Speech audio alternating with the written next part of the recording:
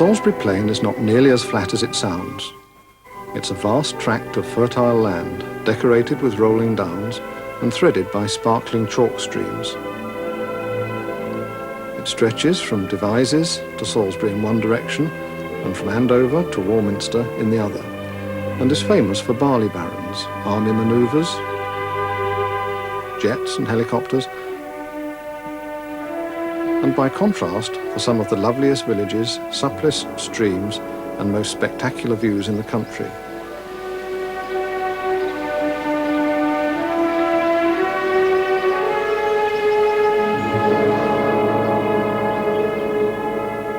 It's one of the oldest inhabited areas of Britain since about 3000 BC and is littered with ancient landmarks, of which Stonehenge is the most famous and the most tormented by man.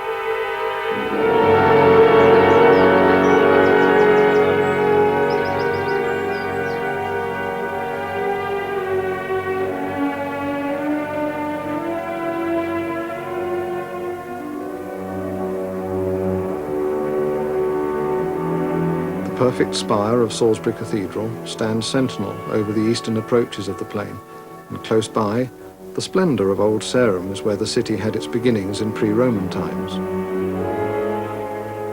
Ralph Whitlock wrote of the plain in his book on Wiltshire. The wind, which is never tranquil here, and the dreamy distance play tricks with our vision till the whole landscape seems to be heaving before our eyes, the troughs being elevated and the crests sinking as the restless sea breathes and tosses. The plain was as smooth as a bowling green. It was made so by the nibbling of innumerable sheep and rabbits. Their incessant trimming of the wiry downland grasses gave the attractive little flowers of the chalk downs a chance to flourish. There's some magnificent, unspoilt, uncultivated and protected countryside on the Salisbury Plain. In July, it's at its best and looking as it must have looked 1,000 years ago. Wildflowers and butterflies abound. I went walking on one of the best and most remote of these places, Great Cheverel Hill, with gardener Trevor Williams from Berwick St James. He's an enthusiast for the wildflowers and the butterflies of the plain. Trevor, to the stranger to these parts, there's obvious attractions, but you live here. What's so special about it for you? Oh, it's got to be the chalk grassland, the natural chalk grassland. What's left? The wildflowers, the butterflies, the birds that sing. Oh, this is absolute magic. It really is.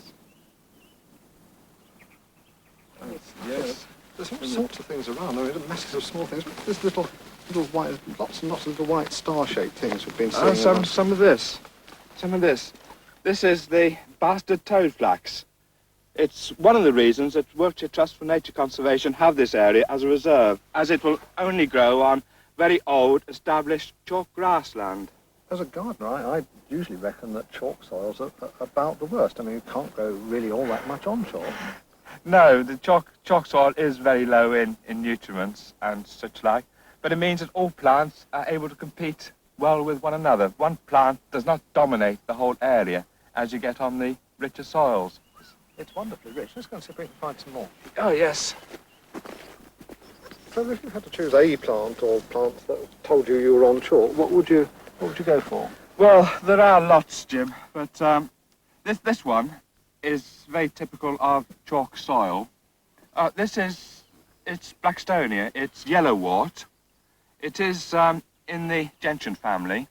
What's this rather tiny scabious?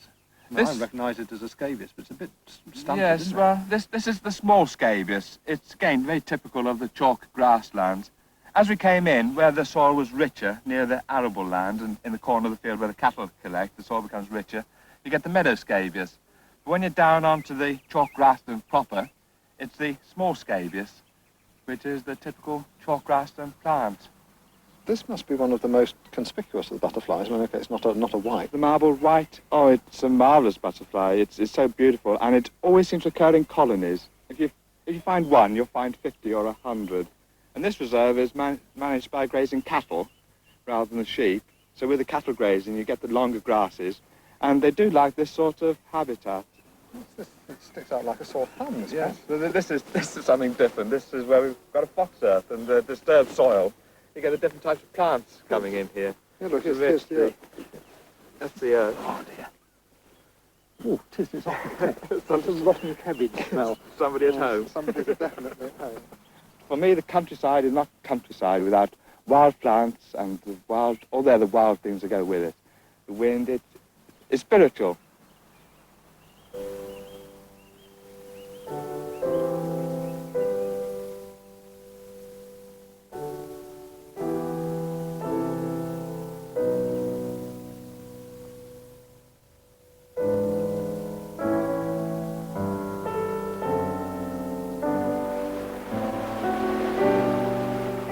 Five magnificent chalk streams water the Salisbury Plain.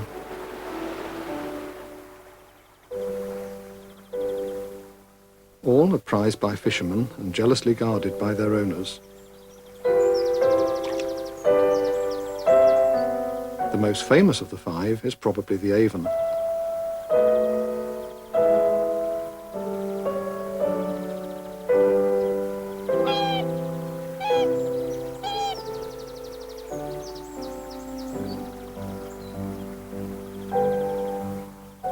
On a fine July morning, there's nowhere in the world where Dougie Newell from Durrington would rather be, tying flies in preparation for the seduction of the suspicious brown trout.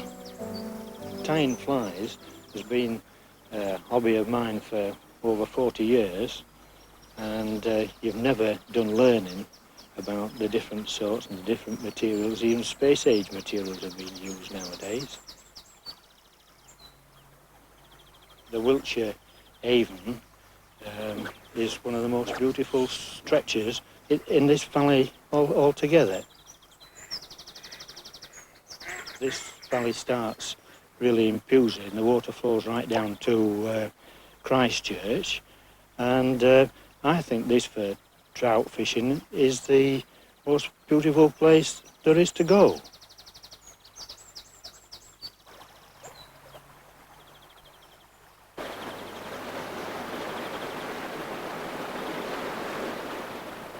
I find pleasure in coming down and fishing for a couple of hours, especially if I come early in the morning and catch a trout for either breakfast or lunchtime. Evening fishing is very good as well. Well, fishing, in my opinion, is a way of pitting oneself against nature itself, because the fish in the river has its own little line, and you've got to try and catch him with an artificial fly or an in.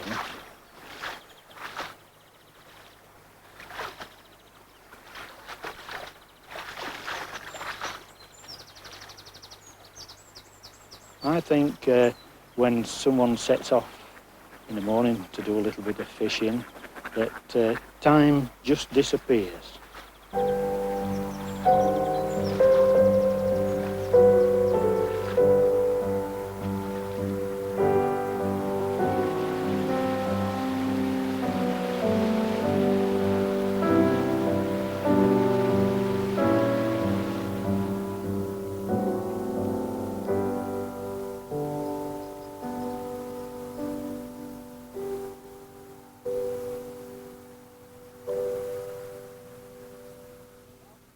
At Great Wishford, on the southern edge of Salisbury Plain, the villagers celebrate an ancient festival each year on Oak Apple Day at the end of May. The ritual recalls the rights they won to cut wood in the forest of Groveley above the village. You should have sharpened that axe before we left. Said it wasn't very sharp. Hey, I'm not taking the blame for this.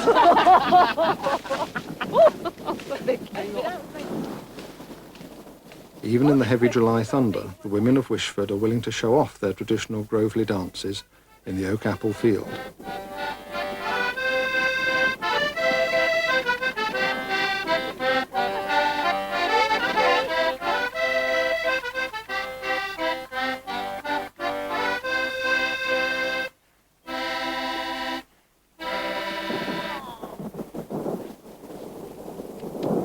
One of the dancers is district nurse Suzanne Mould. Suzanne, I take it this isn't a sort of rain-making dance. No, we usually have a dry day in May. This is very unusual. We've really had the heavens opening today. Thunder and lightning and all the rest of it. Absolutely, all crashing about us, yes. And do you think you've transgressed some sort of heathen god? Or... Well, we are wondering.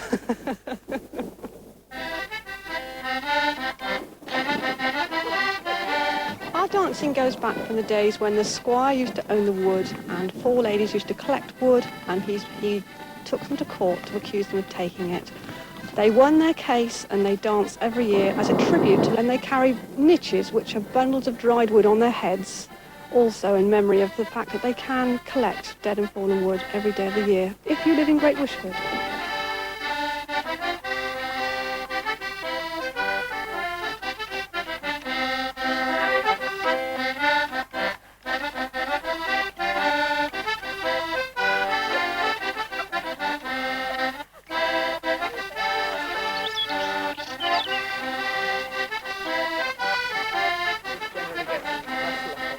When he has the time, Ashley Smith goes up on the downs near Chitterne with his friend Jim Chick to exercise his hawks and sometimes even to hunt for rabbits or partridges.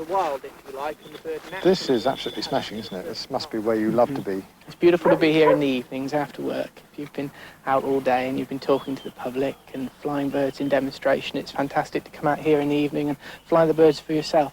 But this surely is where the birds ought to be too. To a certain extent, yes, you're right. Things like peregrines, this is their natural habitat. Peregrines have been here for hundreds of years on Salisbury Plain. Take the hood off, take the jester off, let him rouse. Usually on this part of the plain you'd be rook hawking, and in August flying merlins at larks, and also goshawks as well, and harrishawks, birds like this, Meg. You're flying these at rabbits out on Salisbury Plain. It takes a long time. There's a lot of preparation to get the birds fit and strong on the wing. What you're actually doing is you're pitching a bird against its natural quarry, and it's very difficult for the hawk to actually catch it, and the rabbit or the rook is flying to try and get away. So obviously there's a lot of preparation going in getting the bird fit. Working with dogs, for instance, as you've seen, you've got to have hawks that are very, very easygoing, very steady with dogs, and vice versa.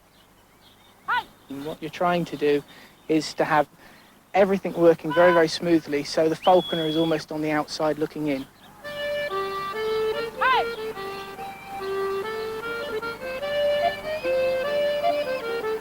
Ashley Smith's home is at the Hawk Conservancy at Way Hill on the eastern flank of Salisbury Plain. Here, Ashley and his family care for and fly birds of prey from all over the world. The black kites come from India originally, although these are second generation bred in this country. Isn't there some suggestion that, historically speaking, even the black kites might well have been birds of Salisbury Plain? Yes, apparently scavenging in the streets of London as well. So it's pretty obvious that they were on Salisbury Plain at one time. What happened is that as we became cleaner and cleaner, and the sheep died, we used to leave it there and the kites would eat it. Nowadays we bury it, and so the kite has slowly disappeared. Another bird we have is a battler eagle, which is a very old bird. She's about 25, 30 years old, and she's actually come from the wild. She's one of the few birds at the Conservancy that is a wild bird and not captive bred in this country. And she was imported with a male to try and breed them, but unfortunately the male died. They're known to live up to 65, 70 years.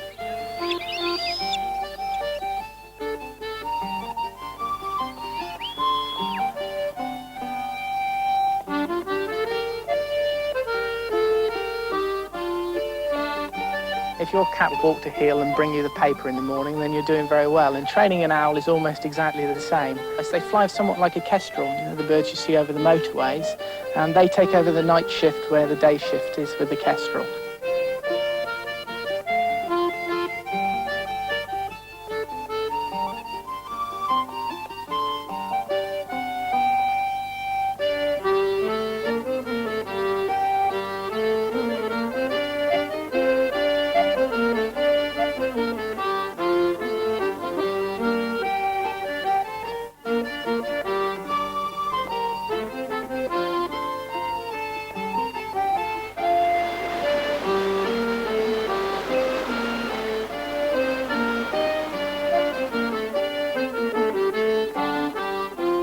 The wood for many of the world's best briar pipes comes from the hot hills of Greece. Much of it ends up at Tilshead in the centre of Salisbury Plain, where Kennedy Barnes and his team create 50 pipes a day for the world's high and mighty. The very best ones can set you back £300 and more.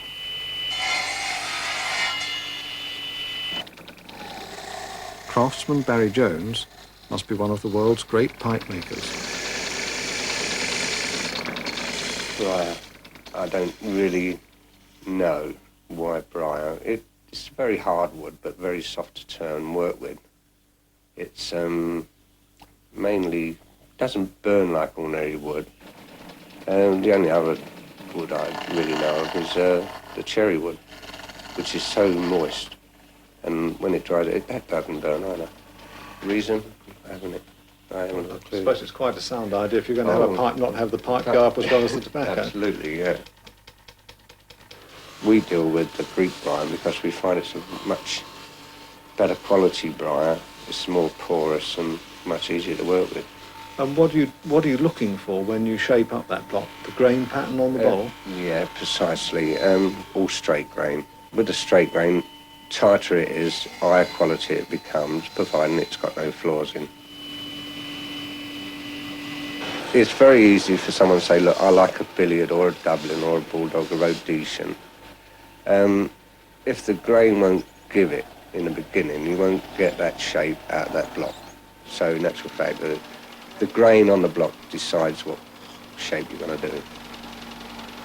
When someone asks you for a certain thing, you may turn 14, 15 before you actually get that one man's quality. We have made a pipe that's sold for £1,000, and you can go 700, 800 if we get the grain. And this is it. It is a high quality pipe. It's a Rolls Royce of pipes.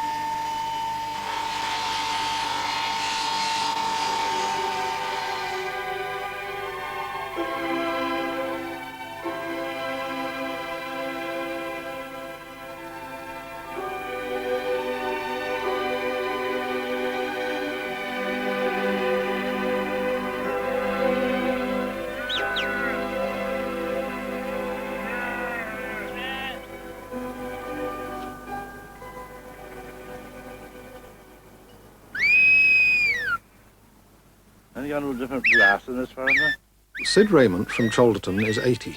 You got no different grass in this? Yeah, it'll be on a bit different grass afternoon. For 55 of those years, he's been a shepherd of Hampshire Down sheep, much of the time on Salisbury Plain.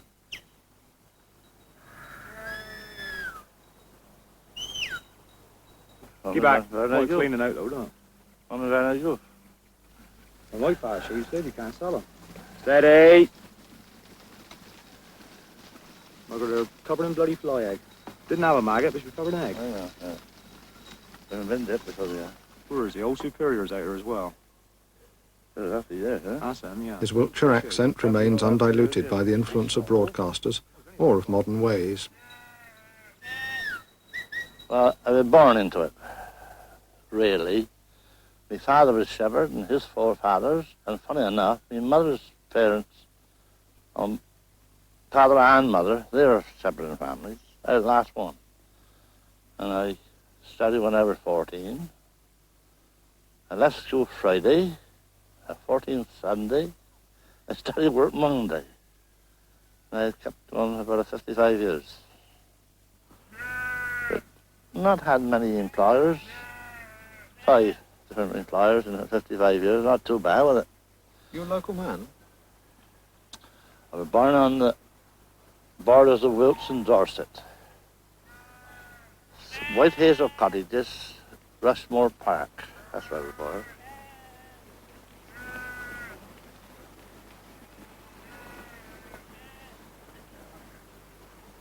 You can't beat the hams. They're the quickest fatteners. If you get fat lambs.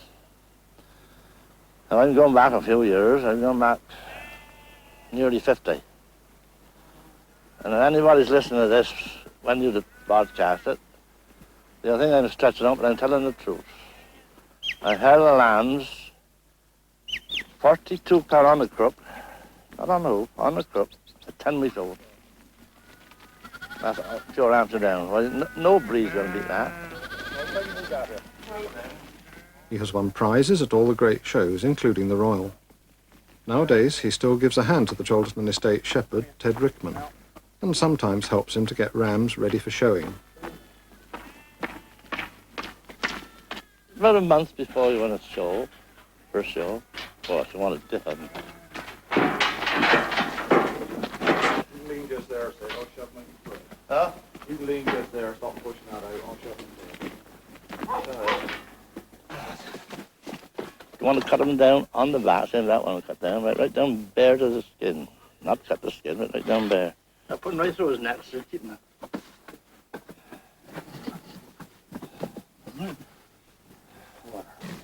So you want to see the judges, we put it like that. Cover up as many faults as you possibly can. Ted, is shepherding what it used to be? No, it's not. It's not half so much hard work nowadays, really. There's not so much sweat. You don't have to pull hurdles. Don't walk everywhere. So it's a lot easier, really. But you still got to work your dogs and all that sort of Oh, thing. yeah, you still got to work yourself after death. But it's not as hard as it was. And how do you rate Sid as a shepherd? Probably one of the best. Probably. I don't know him all. Yeah, as far as Hampshire's concerned, yeah, probably is one of the best.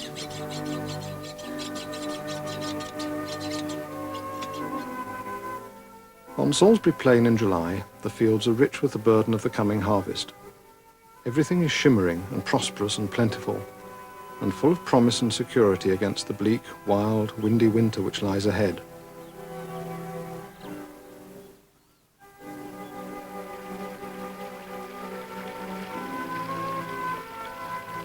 Here is a special place, close to the heart of ancient England, which it's hard to visit without retaining a lasting impression of beauty and dignity in your heart and in your memory.